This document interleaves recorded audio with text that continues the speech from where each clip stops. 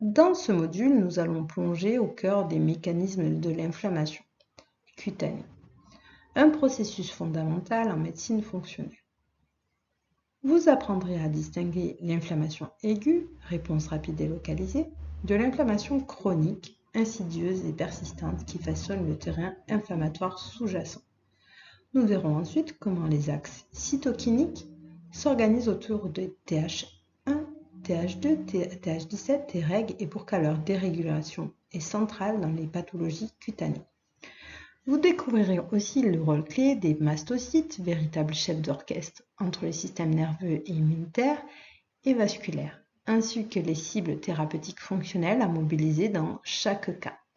L'objectif vous permet de poser un diagnostic de terrain précis et d'orienter un traitement intelligent, ciblé et durable. L'inflammation cutanée aiguë est une réponse protectrice déclenchée par une agression. Infection, allergène, lésion ou toxine. Elle suit 3 grandes phases. Phase 1, l'initiation. Des médiateurs comme les interleukines 1 bêta et TNF-alpha et l'histamine provoquent une vasodilatation, c'est-à-dire une augmentation de la perméabilité et l'apparition de l'œdème. Phase 2, amplification. Les cytokines comme les interleukines 8 recrutent les leucocytes et activent les macrophages, amplifiant la réponse. Phase 3, la résolution. Les molécules spécifiques comme les lipoxines ou les résolvines issues des oméga 3 ainsi que les TGF-bêta orchestrent le retour à l'équilibre. Mais attention, un défaut de résolution transforme cette inflammation protectrice en inflammation chronique silencieuse, dite de bas grade, un terrain inflammatoire insidieux, souvent négligé mais central dans les pathologies cutanées chroniques. Contrairement à l'inflammation aiguë, l'inflammation chronique est dysfonctionnelle.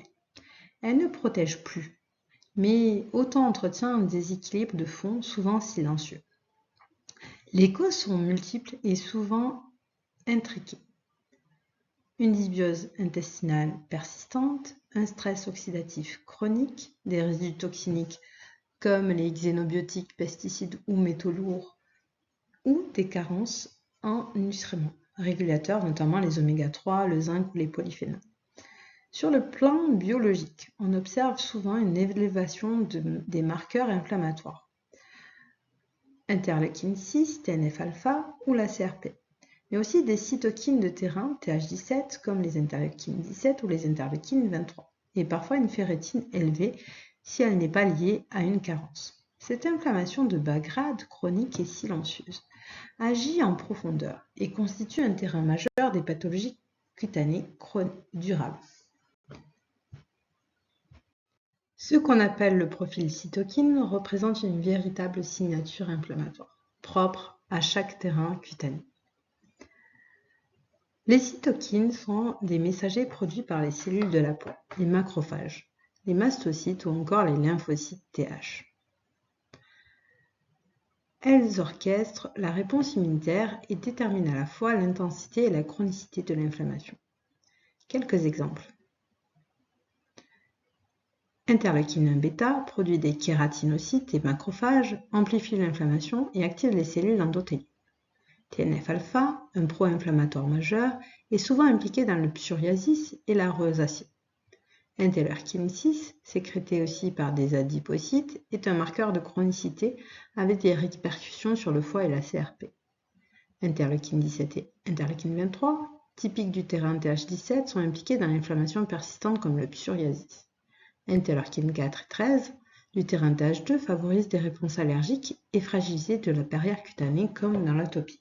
Enfin, TGF-bêta joue un rôle régulateur mais peut favoriser la fibrose en cas d'excès. Ce profil cytokine est donc à la fois un indicateur de terrain et une cible thérapeutique, très utile pour personnaliser les interventions. Les mastocytes sont des cellules clés du système immunitaire inné. Véritables sentinelles de la peau, ils sont localisés dans le derme superficiel, à proximité des capillaires et des terminaisons nerveuses. Ils possèdent de nombreux récepteurs, leur permettant de détecter une grande variété de signaux. Immunoglobuline IgE récepteurs de type TOL4, neuropeptides comme la substance C ou la CRH, mais aussi l'histamine ou les lipopolysaccharides bactériens. Lorsqu'ils sont activés, les mastocytes libèrent plusieurs types de médiateurs perforés, histamine, tryptase, héparine, responsables de la vasodilatation, du prurite et de la perméabilité capillaire. Néosynthétisés, cytokines, prostaglandines, leucotriènes, qui entretiennent l'inflammation et recrutent les cellules immunitaires. Neuroactifs, comme la substance P ou le NGF, qui participent à la sensibilisation nerveuse au prurite et au stress. Les mastocytes jouent donc un rôle pivot dans l'interface stress-peau, en particulier dans les pathologies telles que l'urticaire chronique, les dermatites neurogènes, la rosacée ou encore le prurite idiopathique. Ce tableau résume les principaux facteurs de terrain qui entretiennent une inflammation chronique silencieuse, ainsi que leurs mécanismes biologiques et les cibles thérapeutiques fonctionnelles. Déséquilibre oméga-6, oméga-3, un excès d'oméga-6 induit une production accrue de médiateurs pro-inflammatoires de type prostaglandine 2 ou leucotriène B4. La solution, augmenter les apports en DHA, EPA ou GLA.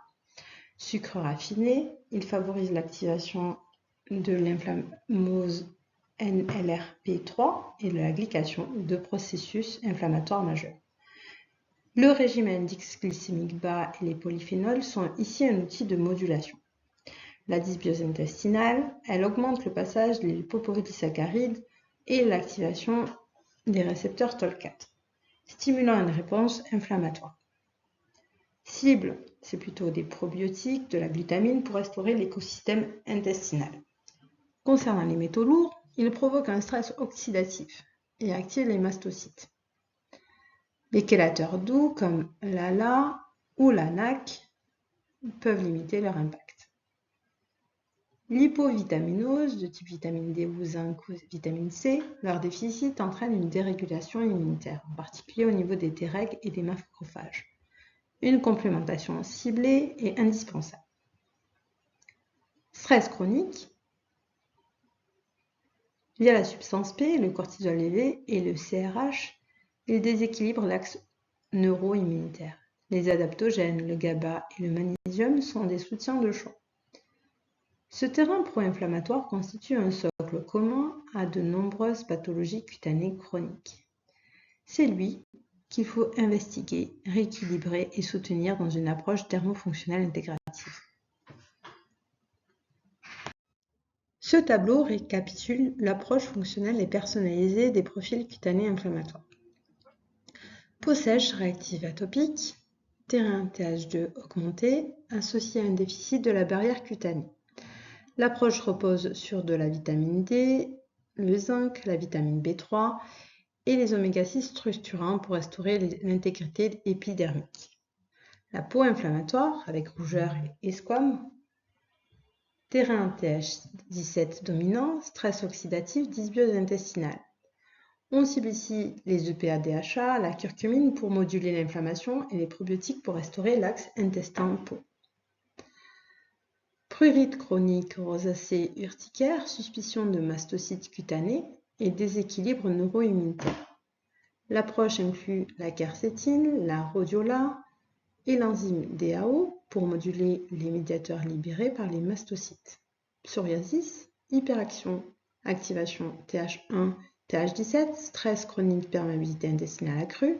On recommande un régime anti-inflammatoire ciblé.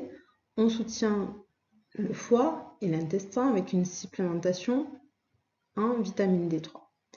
La synthèse vous permet de croiser les symptômes cliniques, les profils immunitaires et la stratégie de modulation fonctionnelle. C'est le cœur de l'approche dermofonctionnelle intégrative. Ne plus traiter uniquement la peau, mais aussi le terrain.